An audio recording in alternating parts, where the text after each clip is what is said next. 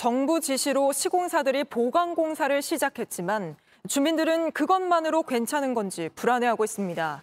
저희 취재진이 전문가와 함께 돌아보니 임시로 세운 기둥부터 잘못됐다는 지적이 나왔습니다. 공다솜 기자가 함께 둘러봤습니다.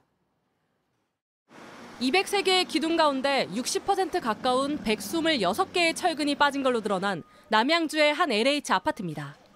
입주민들은 하루하루가 불안합니다. 솔직히 여기 떠나고 싶긴 하거든요. 왜냐면 불안하잖아요.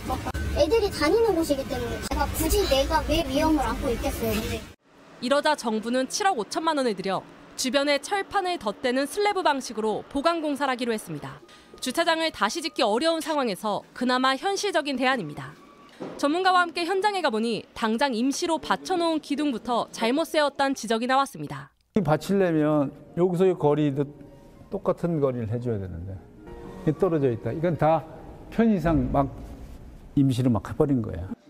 슬래브는 빠진 철근의 역할을 대신할 정도로 튼튼해야 합니다.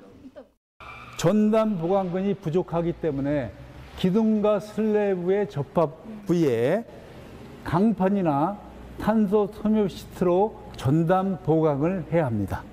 기술력 있는 전문 인력과 업체가 작업을 해야 부실 우려를 없앨 수 있다는 조언도 했습니다.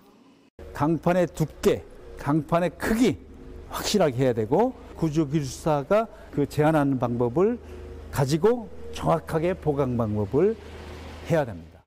부실 공사 사실을 입주민에게 제대로 알리지 않아 논란이 된 곳도 있습니다. 그 지하 주차장 철근이 모자랐다고 했는데 그걸 페인트 칠 한다고 속이고서 그렇게 했던 게 어제 그 주민 설명회 때 밝혀졌는데 그게 너무 화가 나고. 이 아파트는 당장 내일 계약할 사람들에게 하루 전인 오늘 갑자기 계약을 잠정 연기하겠다고 통보하기도 했습니다. 정부가 조사하기로 한 293곳의 민간 아파트 가운데 주차장뿐 아니라 주거동에도 무량판 공법을 쓴 곳이 있어 점검이 시급한 상황입니다. JTBC 공다솜입니다.